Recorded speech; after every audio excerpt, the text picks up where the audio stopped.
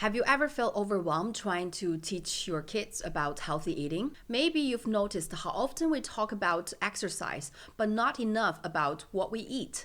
It is no surprise. More than 80% of obesity is caused by poor dietary habits, but schools never teach us how to eat healthily. In the US, we have the largest fitness market in the world with over 64 million health club members, but our obesity rates keep climbing. According to CDC data from 2012 to 2022, the prevalence of obesity among US adults have steadily increased across states. On the map, green indicates lower obesity rates, means it's better, while red represents higher obesity rates, showing a clear shift from green to red over the years. By 2022, 22 states in the United States reported obesity rates of 35% or higher. This isn't just a health crisis, it's a parenting challenge. Teaching healthy eating habits early is crucial for our kids' physical and mental health and for breaking this cycle. But as moms, many of us were not taught this growing up either. That's why I'm so excited to share a delightful book with you today. The Train Station Inside Everyone's Belly. This children's book is a journey into how our digestive system works and why healthy eating matters for kids and parents. And since there's no English version of this book, I will read it out in this video so you can enjoy it directly with your kids. Plus, you will see how this book isn't just about educational for kids. It's a refreshing and energizing experience for us moms to read as well. Let's explore this amazing book together. You can grab your child and watch this part with them or simply enjoy yourself. There is a little girl named Julia. She just came out of kindergarten and was walking home. Suddenly, Julia heard a rumbling sound. The sound came from her belly. Grrr, grrr, grrr. Julia didn't know there was a train station in her belly. Oh my God, the belly elves live there, and their job is to turn food into smush. The elves now were lazing around because they had nothing to do. The train was also stopped there, and the entire belly's train station was quiet. Suddenly, the strange sound came again. It turned out that one of the elves was asleep and occasionally snored loudly in his dreams, which was the rumbling sound Julia heard. Julia finally got home, and a delicious lunch was on the table. She started gobbling up her food. Soon, a big lump of noodle fell down the esophagus into the belly train station. The elves woke up immediately and crawled out of their holes, ready to work. They were diligent little fellows, aren't they? Oh my God. But this time, they were shocked. The long, thick noodles entangled them. Look at that. Whole lettuce leaves floated down, wrapping them like bed sheets. Heavy meat chunks rolled around like stones. The train station was in chaos. The elves were angrily shouting. This Julia didn't do properly at all. She always relied on us.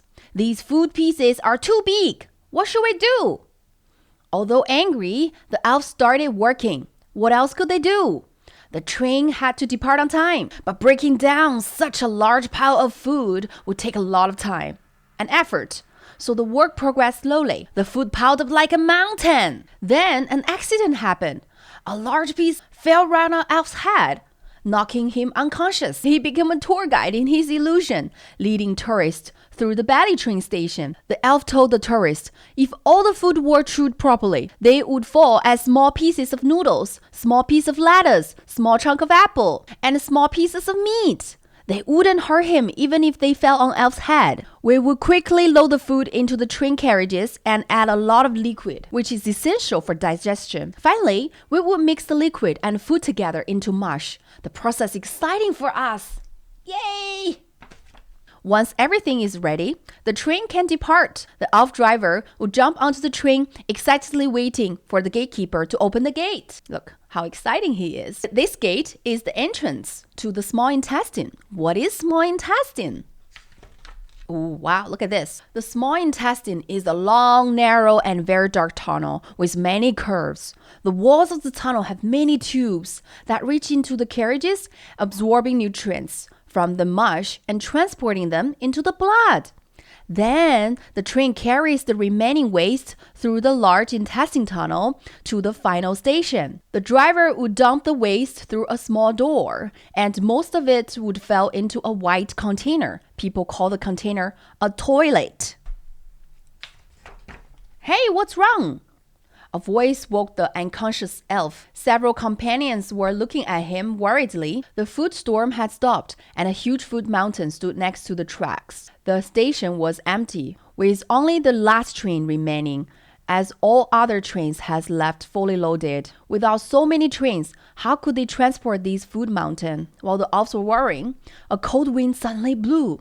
Then, a pile of snow-like stuff sprayed out of the esophagus. Oh my god! It was vanilla ice cream and chocolate milkshake! This is too much! We had enough! The elves protested loudly in the freezing cold. The temperature in the train station dropped lower and lower, and the last train froze on the track. Then the elves started a protest. They shouted slogans, banged on the walls, and stamped their feet angrily. Julia was in trouble. Her stomach began to ache. Julia got sick because she ate too much too fast. Finally, just as the elves were about to freeze, the ice began to melt. A warm rain fell from the sky. Let's guess what's happening. Why there's warm rain? Oh, Julia was lying in bed, drinking hot water with a hot water bottle on her stomach. No wonder. After a long time, the trains returned to the belly train station, which was now empty. The elves loaded the remaining food into the carriages, and the mountain slowly disappeared. Now the elves could rest, play, and sleep soundly again. Then Julia felt much better. Her stomach no longer hurt, and she happily did somersaults. However, the elves in the belly train station felt like they were on a roller coaster.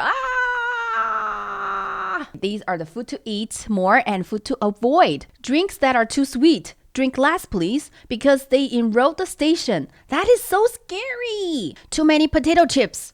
Elves fell sick. Whole grain foods are nutritious. Eat more for a healthy body. Elves love broccoli. Hope you love it too. Cocoa butter is sticky. They can't escape it. Gummy candy is hard to chew. The elves find it annoying. Jumping on peas. The elves love it. Even small pieces of candy peas are hard to handle. The end of the story. Now you know what to eat and what not to eat, and how the belly train station functions, and how the elves are feeling in our stomach, and how they work every day. Hopefully this helps. How moms can learn alongside their kids. This book isn't just for kids, it's a learning experience for us moms too. Here's what I learned while reading it. This book explains how the digestive system works in ways even adults can appreciate. For example, I finally understand how the small intestine works, and how they absorb nutrients, and why chewing food thoroughly helps digesting. It's easier to understand how certain foods help or hinder digestion. It made me reflect on my own eating habits. Instead of nagging, I could use this book to spark conversations with my child like,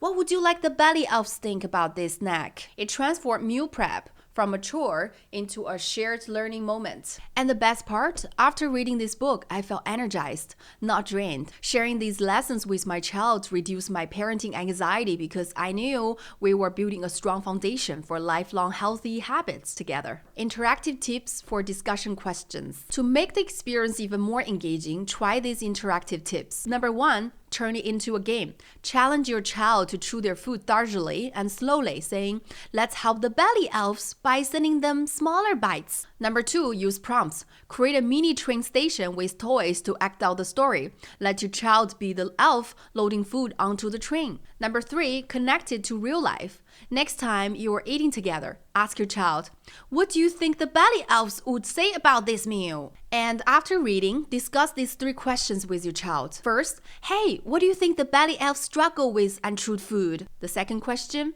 what foods do you think make their jobs easier? Number 3, how can we keep the belly train station running smoothly every day? The train station inside everyone's belly is more than just a children's book.